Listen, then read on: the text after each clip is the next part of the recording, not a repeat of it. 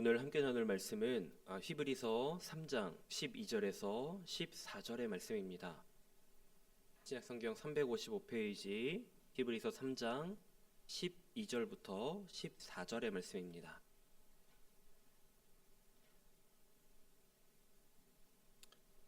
네, 세 절밖에 안 되니까요. 우리 다 찾으신 줄 알고 우리 한 목소리로 함께 읽겠습니다. 시작. 형제들아, 너희는 삼가 혹 너희 중에 누가 믿지 아니하는 악한 마음을 품고 살아계신 하나님에게서 떨어질까 조심할 것이요, 오직 오늘이라 일컫는 동안에 매일 피차 권면하여 너희 중에 누구든지 죄의 유혹으로 완고하게 되지 않도록 하라. 우리가 시작할 때에 확신한 것을 끝까지 견고히 잡고 있으면 그리스도와 함께 참여한 자가 되리라. 아멘. 우리 옆에 있는 분들과 이렇게 인사하겠습니다. 잘 오셨습니다. 한 번 더 인사해 볼까요? 보고 싶었습니다. 네, 감사합니다. 우리 예배에 나오는 우리 서로가 서로를 바라볼 때 참 잘 나왔다. 그리고 항상 서로를 볼 때 이 사람 왜 나왔어가 아니라 정말 보고 싶었던 사람들이 또 왔네라고 그렇게 서로를 사랑하는 마음이 있었으면 좋겠습니다. 말씀 시작하면서 한 사람의 이야기를 소개해드리면서 시작하려고 하는데요. 플로렌스 체드윅이라는 사람이 있습니다. 세계적인 장거리 수영 선수고요. 특히 도보 해협을 왕복으로 횡단했던 최초의 여성으로도 알려진 사람입니다. 그 중에서 가장 유명한 도전 중에 하나가 1952년에 이제 캘리포니아 해안에서 34km나 떨어진 카탈리나 섬에서 본토까지 가는 굉장히 긴 거리를 인간의 한계를 넘어서 가야 되는 그 도전을 하는 수영이 있었습니다. 근데 바다에서 수영을 하는 거를 저는 솔직히 수영을 잘 못하니까 어렵다고 생각이 드는데 수영을 잘하는 사람들에게도 굉장히 어려운 도전이라고 하더라고요. 근데 그렇게 힘든 바다 수영을 하고 짙은 안개가 있고 피로가 있고 또 그 바다가 안전한 게 아니라 상어의 위협도 있는 상황 가운데에서 정말 열심히 수영을 해 나가다가 내가 어디쯤 왔지? 목표 지점이 얼마나 남았을까? 잘 보이지 않고 어려운 상황 가운데에 목표 지점을 보지 못하고 저 이제 그만하겠습니다 라고 포기했던 적이 있는 거예요. 근데 포기하고 나서 알고 보니까 도착지까지 2km도 채 남지 않았던, 눈앞에 목표 지점을 앞두고 있었던 안타까운 이야기가 있었습니다. 그러고 나서 2달 후에 그녀는 다시 한번 도전하게 됩니다. 내가 거의 다 도착했었으니 다시 하면 할 수 있을 거야 라는 생각이 있었겠죠. 이번에도 동일하게 그 바다 위를 수영해 나가는데 여전히 안개가 자욱하고 앞은 보이지 않습니다. 목적지가 어디에 있는지 어느 방향으로 가야 되는지조차 명확하지 않은 상황 가운데에 그녀는 끝까지 내가 조금만 더 가면 저 앞에 목표 지점인 섬이 있겠지, 조금만 더 가면 목적지에 다다를 수 있겠지, 끝까지 그 목적지를 상상하고 마음에 품고 수영을 해 나갔다고 하죠. 그래서 끝내 결국 그녀는 목표 지점에 도달하면서 그 횡단을 처음으로 해낸 여성으로 역사에 기록되게 됩니다. 그래서 이 플로렌스 체드윅의 이야기는요, 보이지 않아도 목표를 잊어버리지 말라라는 귀한 교훈을 우리 인류에게 남겨주기도 했습니다. 포기하지 않는 도전 정신의 상징이 되기도 한 것이죠. 근데 이 여인의 이야기를 제가 사실은 다른 목사님의 설교를 듣다가 듣게 됐는데요. 이 여인의 이야기를 듣다 보니 너무 제 얘기 같고 여러분 이야기 같은 거예요. 저도 옛날에 이런 목표를 가지고 일하다가 이거 도저히 못하겠다 하고 중간에 포기했던 적이 있는데 일주일만 더 했으면, 한 달만 더 참았으면 그 목표를 이룰 수 있었던 경험이 있거든요. 근데 마치 신앙의 여정을, 신앙의 경주를 이끌어가는 우리네 삶이 마치 그 여인이 포기했던 그런 경주의 삶과 맞닿아 있지 않나 생각이 되었습니다. 마침내 가야 할, 도착해야 될 결승점이요, 열심히 수영해 나가고 열심히 달려가고 있는데 당장에 보이지 않아요. 짙은 안개가 가득하고 사방에서는 나를 위협하는 것들이 계속해서 내 마음을 조여옵니다. 그렇다고 해서 우리가 포기해버리면 도착지에 도착하지 못하게 되는 것이죠. 그런데 내가 가야 할 곳이 분명히 눈앞에 있다는 것을 기억하고 그것을 마음에 품고 나아가면요, 앞이 보이지 않는 상황 가운데에도 끝끝내 목적지에 다다를 수 있다는 것입니다. 눈에 보이지 않는다고 해서 결승점이 없는 것은 아니잖아요. 단지 지금 이 순간 내 눈에 보이지 않을 뿐 그곳은 항상 그 자리에 있습니다. 그리고 우리는 가야 할 그곳을 집중하고 상상하며 달려가야 하는 것이죠. 그게 믿음이라고 이야기하는 것입니다. 그 믿음을 붙들고 우리가 마침내 가야 할 그곳, 영원한 하나님 나라에 주님 품에 안겨서 사는 영원한 삶까지 우리는 달려가야 하는 것인데, 아무리 열심히 살아도 달라지지 않는 것 같은 내 삶의 환경 가운데에 우리는 때로는 주저앉기도 하고 포기할 마음을 먹기도 하는 것이죠. 그런데 이 여인의 이야기가 우리에게 다시 한번 도전을 줍니다. 보이지 않더라도 포기하지 않고 그 목적지, 우리가 다다를 그곳을 가슴에 품고 나아가면 끝내 도달할 수 있다는 것을 우리에게 소망을, 희망을 한 번 더 던져주고 있는 것이지요. 또한 오늘 이 말씀은 우리가 그렇게 살아가야 하는 것을 다시 한번 말씀으로서 우리에게 확증해주고 있습니다. 오늘 본문은요, 히브리서는 예수님과 모세를 비교하면서 예수님이 우리에게 어떤 분이신지를 알려주고 있습니다. 영원한 하나님 나라로 인도하시는 우리의 구원자 되신 예수님이 어떤 분이신지를 굳이 모세와 비교하면서 알려주고 있어요. 우리가 너무도 잘 아는 사람이죠. 모세, 이스라엘 백성들을 애굽에서 건져냈던 사람. 왜 이 히브리서 저자는 모세와 예수님을 비교해서 설명하고 있을까요? 이스라엘 안에서 모세의 위치는 절대적이었습니다. 그런데 그와 예수님을 비교한 이유는 이제 그 교회 안에 예수님을 믿다가 그리스도 공동체 안에 있다가 그 믿음의 경주를 이제 그만 포기하고 원래 자신들이 속해 있던 유대교로 돌아가려는 사람들이 너무도 많았기 때문입니다. 그들이 그렇게 따르려고 하는 유대교의 중심인 율법을 전해주었던 모세, 그래서 당신들이 위대하다 여기는 모세와 우리가 믿는 그리스도를 비교해서 설명해주고 있는 것이죠. 그러면서 예수님이 더 뛰어나신 분임을 증거하고 있는 것입니다. 그중 하나가 이거예요. 이스라엘 백성들을 출애굽에서 건져 나올 때 그들을 이끌어 나온 사람은 모세였죠. 근데 마지막 10번째 재앙이 어떤 재앙이었죠? 각 가정에 처음 난 것들, 장자의 죽음이 그 재앙이었습니다. 근데 하나님이 이 이스라엘 백성들, 믿는 하나님의 자녀들에게 어떤 피할 방법을 주셨죠? 어린 양을 잡아서 그 피를 문설주에 바르고 그 고기를 다 먹는 것으로 그 죽음이 피해가는 방법을 그들에게 허락하셨습니다. 자, 여기서 이 어린 양이 누구를 의미하는 것처럼 생각이 되십니까? 우리가 잘 알고 있는 것처럼 우리의 죄를 대신 지고 우리 대신 죽으신 예수 그리스도의 십자가를 예표하는 사건입니다. 그러니까 이것을 통해 알 수 있는 것은 이스라엘에서 그 백성들을 직접 건져내 나온 것은 모세라는 사람으로 우리가 기록되어 있지만 사실 그들을 구원한 건 하나님의 사랑이고 하나님의 생명의 역사였다. 예수 그리스도의 그런 구원의 사역이 중심되는 것을 다시 한번 우리에게 설명해주고 있는 것입니다. 그러니까 우리의 구원이 비록 모세라는 위대한 지도자를 통해서 이루어진 것처럼 보이지만 그 중심에는 하나님의 사랑이 있고 예수님의 공로로 말미암아 구원받은 것이라는 것을 우리에게 알려주고 있는 거예요. 모세는 하나님의 집을 세우는 종으로 쓰임을 받았습니다. 그리고 예수님은요, 하나님의 집을 맡은 아들로서 순종하셨다라는 거예요. 그러면 딱 놓고 봐도 아들과 종 중에 우리는 누굴 더 귀하게 여기고 누굴 따라야 하겠습니까? 아무리 능력 있어 보인다 할지라도 종을 따라가면 종에게 내 삶을 맡긴다면 결국 그 종은 주인에게 속한 것이기 때문에 더 이상의 기대할 것이 없게 되는 것입니다. 그런데 당장에 우리 눈으로 아무것도 아닌 것처럼 보여도 그 아들을 따라가게 되면 아무런 기대값이 없어 보여도 그 아들을 쫓아가게 되면 결국 그 주인의 영광을 함께 누릴 수 있게 되는 것이지요. 우리는 지금 우리는 모세보다 예수님이 더 뛰어나신 분이라는 것을 잘 알고 있습니다. 또 그 믿음 안에 살아가고 있죠. 근데 모세와 예수님을 우리가 비교하진 않아요. 굳이 우리가 모세가 예수님보다 뛰어나라고 말하진 않지만 우리 마음속에 모세와 같은 다른 가치가 있다라는 것입니다. 모세와 예수님을 비교하진 않지만 예수님을 다른 것과 비교되게 만들고 있는 삶을 우리가 살아가고 있다는 거예요. 우리 마음속에 오직 예수님이 왕이셔야 하는데 예수님이 주인 되셔야 하고 내 구원의 이유, 내 삶의 이유가 예수님이셔야 하는데 다른 것들이 내 삶의 이유가 되어서 살아가고 있다는 거죠. 돈이 될 수도 있고 사람과의 관계일 수도 있고 학벌일 수도 있고 세상이 중요하다고 하는 가치가 예수님보다 더 귀한 가치가 되어 우리 예수님께 등을 돌리고 살아가고 있지는 않은지 스스로 점검해 봐야 할 것입니다. 그래서 오늘 이 말씀에 비춰보면서 나의 진정한 그리스도, 내 삶을 이끌어 가시는 분은 누구신가, 그것을 분명히 고백하고 주님께 한 걸음 더 가까이 나아가는 저와 여러분 되시기를 주님의 이름으로 축복합니다.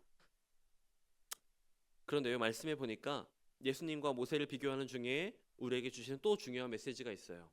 모세가 애굽에서 그 백성들을 이끌어낼 때에 수백만에 200만이 넘는 사람들이 그 땅에서 나왔습니다. 그런데 그 약속의 땅 가나안에 들어간 사람은 딱 두 명이 있어요. 누굴까요?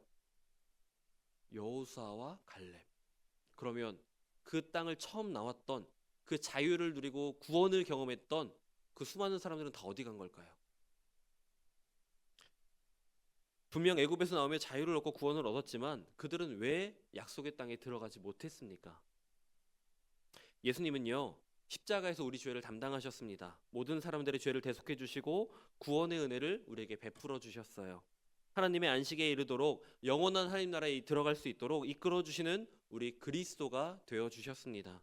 그런데 예수님을 믿고 구원받은 성도들은 참 많지만 그 애굽에서 나온 사람들이 다 가나안 땅에 들어가지 못한 것처럼 예수님은 모두에게 구원을 허락하셨지만 모두가 구원받지는 못하는 것이 우리의 삶이라는 것을 우리는 기억해야 됩니다. 그리고 이스라엘 백성들이 광야에서 포기할 수밖에 없었던, 하나님을 믿고 하나님을 따르고 그 구원의 자유를 온전히 받아 누리지 못했던 이유를 우리는 반드시 보고 깨달아야만 하는 것입니다. 그리고 그 이유를 되짚어 보면서 왜 우리가 예수님을 떠나게 되고 그 믿음을 붙잡지 못하게 되는가, 우리의 믿음이 왜 연약해지고 무너지는가를 깨닫고 그렇지 않은 삶으로 한 걸음 더 나아가야 될 것입니다. 그래서 이 말씀을 주님의 말씀으로 받아 기록한 히브리서 기자는 우리에게 이런 질문을 던집니다. 왜 이스라엘 백성들이 약속의 땅에 들어가지 못했는가? 왜 당신들이 자꾸 믿음을 잃어버리게 되는가? 말씀을 짚어볼 때 첫 번째 이유는 완악한 마음 때문이라고 얘기합니다. 완악한 마음. 히브리서 3장 8절 말씀인데요. 우리 함께 읽겠습니다. 시작. 광야에서 시험하던 날에 거역하던 것 같이 너희 마음을 완고하게 하지 말라. 아멘. 마음이 완고해져서 그 약속의 땅에 들어가지 못했다고 말합니다. 이스라엘 백성들은요, 그 광야 가운데에 하나님을 온전히 신뢰하고 나간 것이 아니라 계속해서 하나님을 시험하고 거역했습니다. 근데 그 이유가 마음이 완고하고 완악했기 때문이라고 얘기하는 거예요. 왜 그 마음이 대체 뭘까? 그것은 아무리 하나님의 말씀이 들려져도, 아무리 하나님의 기적이 보여져도, 만나와 메추라기로 구름 기둥과 불 기둥으로 그 삶에 필요한 것들을 채워주고 인도해 주셔도 하나님을 온전히 신뢰하지 않는, 그 말씀에 순종하지 않는 그 마음을 말합니다. 또 이스라엘이 가나안 땅에 들어가지 못한 두 번째 이유는요, 믿지 않는 악한 마음이었습니다. 오늘 읽었던 12절에 보니까 이렇게 얘기를 하죠. 우리 12절도 함께 읽어보겠습니다. 형제들아, 너희는 삼가 혹 너희 중에 누가 믿지 아니하는 악한 마음을 품고 살아계신 하나님에게서 떨어질까 조심할 것이요. 아멘. 하나님의 말씀이 들려집니다. 하나님의 역사가 우리 삶 가운데 보여집니다. 그런데 그것을 믿지 않았다라는 거예요. 저는 이 말씀을 들으면서 도저히 이해가 되지 않았습니다. 내 삶 가운데 정말 구름 기둥 불 기둥이 있고 만나와 메추라기를 먹여주시는 삶을 살아간다면 하나님을 믿지 않을 수가 없을 것 같은데, 하나님을 신뢰하지 않을 수가 없을 것 같은데 이 사람들은 왜 그런 모습을 보였을까? 그들은요, 하나님의 말씀을 듣지 않고 마음이 약해지니까요, 그들의 모습이 어떻게 달라지냐면 은혜를 경험하며 하나님의 사랑과 구원의 역사를 경험하며 하나님을 찬양하기도 했지만 끝내 그들은 하나님 앞에 원망하고 불평하는 모습으로 돌아서게 됩니다. 과거에 매여서는 저 애굽이 더 좋았어, 여기 나오지 말 걸 그랬어, 괜히 나와서 죽게 생겼잖아 라고 원망과 불평을 쏟아내었던 것이죠. 조금만 좋으면 하하 웃으면서 주님을 찬양하고 조금만 불편하면 하나님 이게 대체 뭡니까? 라고 하나님을 원망하는 모습이 이스라엘의 모습이었다는 거예요. 그러면 그 모습을 이제 우리에게 대입해 봅시다. 우리는 어떨까요? 조금만 좋으면, 조금만 물질이라든가 관계라든가 매였던 것이 풀리면 아이고 하나님 감사합니다 이렇게 되죠. 근데 조금만 또 삶이 힘들어지면, 질병이 찾아온다든가 어려움이 찾아오면 또 이런 분들도 계시는 거예요. 아이고 하나님 지난번에 기도 들으시더니 이번엔 왜 또 이런 어려움을 주십니까?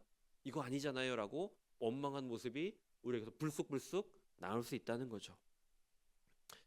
하나님의 사랑을 충만하게 경험하고 있던 이스라엘이지만 조금만 힘든 일이 찾아오면 하나님이 나를 사랑하지 않는다고 굳이 원망을 쏟아냈던 이스라엘의 모습이었습니다. 바로 이 악한 마음, 완고한 마음, 이것 때문에 그들이 약속의 땅에 들어갈 수 없었다라고 얘기하는 거예요. 자, 그러면 이 완악하고 완고하고 악한 마음이 왜 우리 안에 들어오는 걸까요? 우리는 믿음의 사람들이고 그 구원을 경험한 사람들인데 왜 우리 안에는 자꾸 그런 것들이 찾아올까요? 10절 말씀에 그 이유를 이렇게 얘기합니다. 10절 함께 읽어볼까요? 시작. 그러므로 내가 이 세대에게 노하여 이르기를 그들이 항상 마음이 미혹되어 내 길을 알지 못하는도다 하였고. 아멘. 마음이 완악해지고 완고해지고 악한 마음이 되는 이유가 뭐라고요? 내 마음이 미혹받기 때문이에요. 다른 것에 마음을 빼앗겼다는 것이죠. 내 안에 주님만 계셔야 되는데, 예수님만 계셔야 되는데 다른 것들이 덕지덕지 옆에 달라붙기 시작하는 거예요. 그러더니 소중하게 여겨지고 그 주인의 자리에 있어야 될 예수님은 자꾸 옆으로 치워지고 그 덕지덕지 더러운 세상의 헛된 것들이 내 마음을 계속 채워가는 것입니다. 그러다 보니 내 마음은 딱딱해지고 굳어지고 완악해지고 그것을 내 삶에 이미 임한 구원과 그 기적들을 감사함으로 믿음으로 받는 것이 아니라 그 외에 보이는 여러 가지 시험들을 가지고 불평과 불만으로 원망으로 하나님을 바라보게 되는 것이지요. 현실과 형편과 세상과 사람의 마음을 빼앗겨 버리게 되는 것입니다. 이 마음에 예수 그리스도만 있으면 예수 그리스도와 함께함을, 예수 그리스도 나와 생명으로 함께하심을 내가 붙잡고 있으면 더 이상 그런 것들의 마음을 빼앗기지 않을 텐데, 예수님보다 다른 것들을 더 귀하게 여기니, 더 사랑하게 되니 결국 마음을 빼앗기고 다른 것을 쫓는, 마음을 빼앗긴 사람들이 된다는 것이죠. 그러니 우리는 마음을 점검해야 됩니다. 예배하는 이 순간에도, 교회 나와 예배당에 앉아있는 이 순간에도 내 생각을 채우고 내 마음을 채우고 있는 것들이 예수님이 아니라면 우린 당장에 십자가 앞에 나아가 회개해야 되는 것이죠. 하나님, 내 마음에 다른 것이 채워졌었습니다. 하나님, 내가 하나님을 향한 온전한 믿음으로 예수 그리스도 십자가 구원의 복음을 붙잡는 것이 아니라 저 세상의 헛된 가치를 잠깐 눈독 들였습니다. 하나님, 용서해 주시고 내 마음을, 내 생각을, 내 삶을 다시 한번 예수 그리스도로 채워 주시옵소서라고 우리는 매 순간 우리의 마음을 십자가 앞에 조명하며 회개하며 그렇게 나아가야 되는 것입니다. 그래서 12절 하반절에 이렇게 얘기하죠. 살아계신 하나님에게서 떨어질까 조심할 것이요. 우리의 마음이 미혹되면, 우리 마음이 단단해지고 굳어지고 딱딱해져 버리면 다른 것이 아니라 하나님에게서 떨어져 버린다는 거예요. 영원한 생명이신 구원이신 하나님과 분리되어 떨어지게 되면 어떻게 되겠습니까? 생명에서 떨어지면 결과는 죽음밖에 없는 거예요. 굳이 예수님이 이 땅에 오셔서 나를 구원하시고자 이 땅에 오셨는데, 그 목숨까지 내어주시며 십자가 사랑으로 우리를 구원해 주셨는데 우리의 선택으로 생명을 차버리고 죽음으로 나아간다? 있을 수가 없는 일입니다. 선택해서는 안 되는 모습이고 우리에게 다시는 찾아오지 말아야 될 그런 모습이라는 거죠. 자, 이제 우리가 말씀을 통해서 이제 알았어요. 주님을 향한 믿음을 떠나면 안 되고 그 믿음을 떠나게 만드는 완악하고 완고하고 악한 마음이 그 마음을 품게 하는 것이 내가 다른 것에 마음을 빼앗길 때 그렇게 된다는 것까지도 알게 되었어요. 자, 그럼 이제 우리가 어떻게 해야 될까요? 이걸 아는 것으로 잘 알았다 하고 집에 가면 끝날까요? 어떻게 우리가 우리의 믿음을 지키면서 나아갈 수 있을까요? 오늘 히브리서 기자는요, 그 방법과 방향에 대해 이렇게 얘기합니다. 첫 번째, 따라해 보실까요? 서로 피차 권면하라. 한 번 더 해보겠습니다. 서로 피차 권면하라. 감사합니다. 13절 말씀 다 같이 한 목소리로 읽어보겠습니다. 시작. 오직 오늘이라 일컫는 동안에 매일 피차 권면하여 너희 중에 누구든지 죄의 유혹으로 완고하게 되지 않도록 하라. 아멘. 우리가 어떻게 해야 되는지 알려주는 말씀입니다. 시작하면서 오직 오늘이라 일컫는 동안이라고 말합니다. 내일로 미루라는 게 아니에요. 다음 주에 해야지, 다음 주일이 찾아오면 해야지가 아니라 오늘 바로 이 순간, 지금 당장 여기서 그렇게 하라고 말하는 것입니다. 무엇을요? 우리 마음이 완고해지지 않도록 하는 준비를 바로 이 순간 지금 해야 된다는 것입니다. 서로 붙들어주고 함께하며 권면하며 죄의 유혹에 무너지지 않도록 하라는 거예요.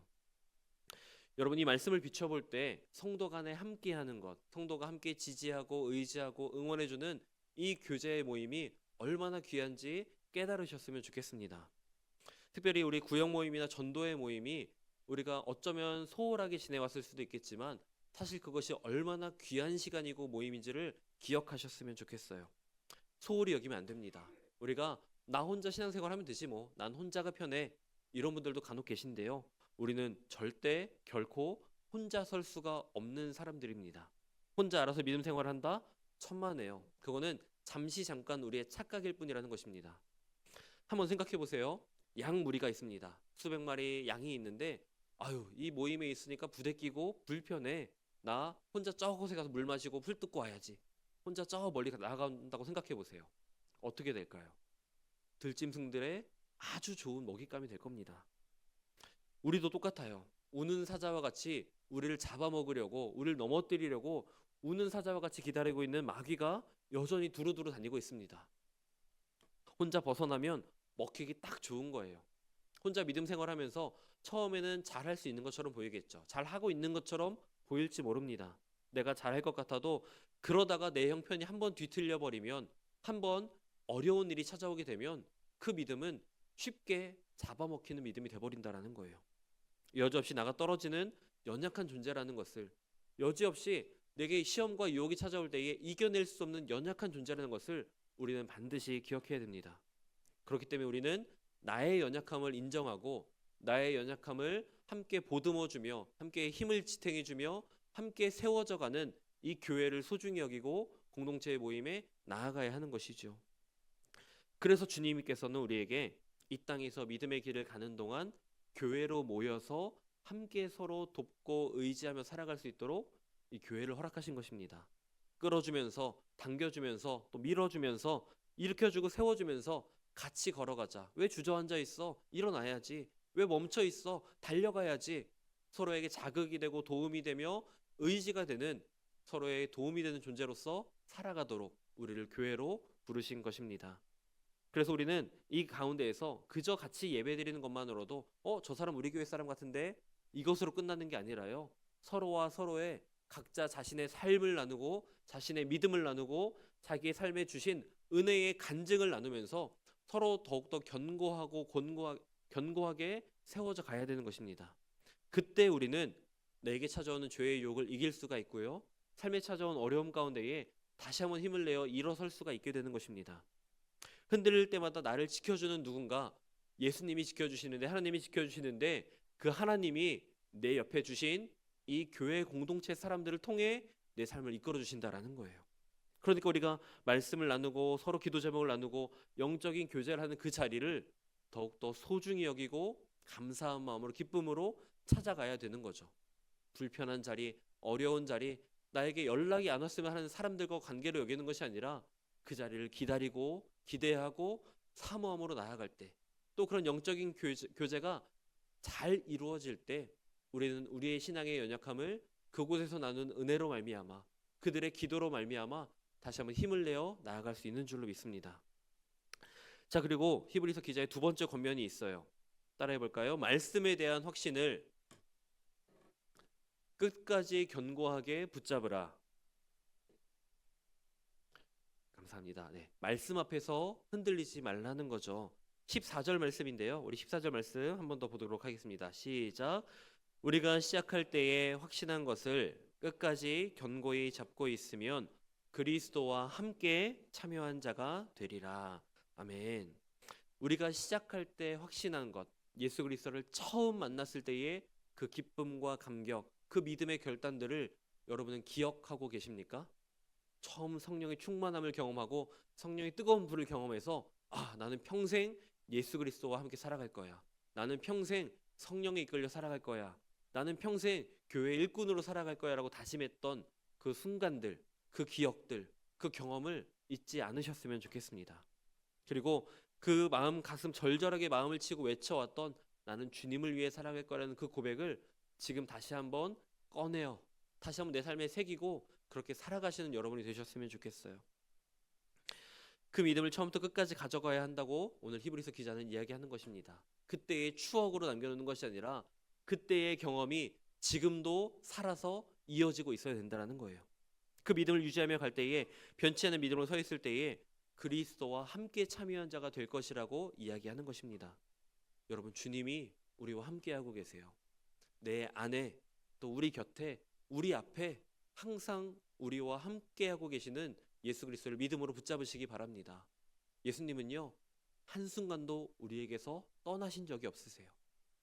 우리가 예수님을 밀쳐내고 우리가 예수님을 못 본 척하고 우리가 예수님을 떠난 적은 있지만 예수님은 결코 우리를 포기하지 않으시고 항상 우리와 함께하는 분이심을 믿으시기 바랍니다. 그 주님이 나를 붙들어 주시고 나를 포기하지 않으시고 내 걸음을 이끌어 주시고 인도해 주시고 계신다는 거예요. 그 주님을 향한 믿음이 우리 안에서 흔들리지 않고 버려지지 않고 포기되지 않도록 우리는 끝까지 그리스도와 함께 이 믿음을 붙잡고 나아가야 되는 존재들인 줄로 믿습니다. 우리가 나아가야 할 그 길은요, 지금은 당장에는 선명해 보이지만 한 걸음 한 걸음 내딛다 보면 점점 그 길이 가리워지고 보이지 않는 때가 올 수 있습니다. 안개가 가리워지고 옆에는 수많은 위협이 찾아오고 저 멀리 아득하게만 보이고 때론 아주 가리워져서 내가 어디로 가고 있었지? 어디로 가야 하더라? 잠시 길을 잃고 헤매는 순간이 찾아올지도 모릅니다. 그러면 우리 마음에는 피곤함이 몰려오고 지치고 무너질 수도 있겠죠. 그래서 우리에게는 믿음이 필요한 것입니다. 내가 여기 혼자 있는 게 아니야. 내가 지금까지 걸어온 이 길, 그 방향 그대로, 그 길 그대로 걸어 나가면 그 끝에 예수님이 계셔. 하나님의 나라가 있어. 영원한 생명이 그곳에 있어라는 것을 우리가 믿음으로 붙잡고 나아가야만 하는 것입니다. 우리는 그 말씀을 신뢰하며 믿음을 붙잡고 예수님과 끝까지 걸어가야 하는 거예요. 예수님이 그냥 허튼 말로 하신 것이 아니라 말씀으로 우리에게 역사하십니다. 이사야 40장 8절 말씀에 풀은 마르고 꽃은 시드나 우리 하나님의 말씀은 영원히 서리라 말씀하셨습니다. 그런데 영원한 그 말씀이 우리에게 약속하시는 거예요. 하나님의 나라에 하나님 예수 그리스도와 함께하는 영원한 시간에 대해 말씀으로 약속하셨습니다. 그러면 우리는 때로 길을 잃을지라도 때로 길 위에 주저앉을지라도 내 안에 계신 나와 함께 하시는 그리스도와 함께 이 길을 다시 한번 도전하고 다시 한번 걸어나가 그 결승점에 그 목적지에서 서로 만나 너도 왔어? 권사님 오셨네요. 장로님 잘 오셨어요 하고 서로 반갑게 인사하는 우리 소양교회 모든 교인이 되어야 하지 않을까 하는 것입니다. 물론 지금 지치고 포기하고 싶은 마음에 눌려 계신 분들도 계실 수 있을 거예요. 제가 감히 헤아리지 못하는 많은 삶의 기도 제목들이 또 문제가 있을 수 있겠죠. 그런데 눈을 내리깔고 고개를 푹 숙이고 바닥을 보면요, 바닥밖에 보이지 않습니다. 근데 고개를 들어 하늘을 바라보고 하나님을 바라보면 믿음의 눈으로 예수 그리스도를 바라보면 보이지 않던 길이 열리게 되고 보이게 되고 맞아 내가 이 길로 가야 하지 이렇게 살아야 하지 말씀으로 비춰주시고 이끌어주시는 하나님의 은혜를 우리가 다시 한번 경험하게 될 줄로 믿습니다. 그래서 우리가 그렇게 그리스도와 함께 살아가면서 이 믿음의 경주 포기하지 않고 끝까지 달려나가 마지막 그 영원한 하나님 나라에서 반가운 얼굴로 맞이할 수 있는 그 삶을 우리가 지금의 삶 가운데에서 증거하고 또 나타낼 수 있는 저와 여러분 되시기를 주님의 이름으로 축복합니다. 기도하겠습니다.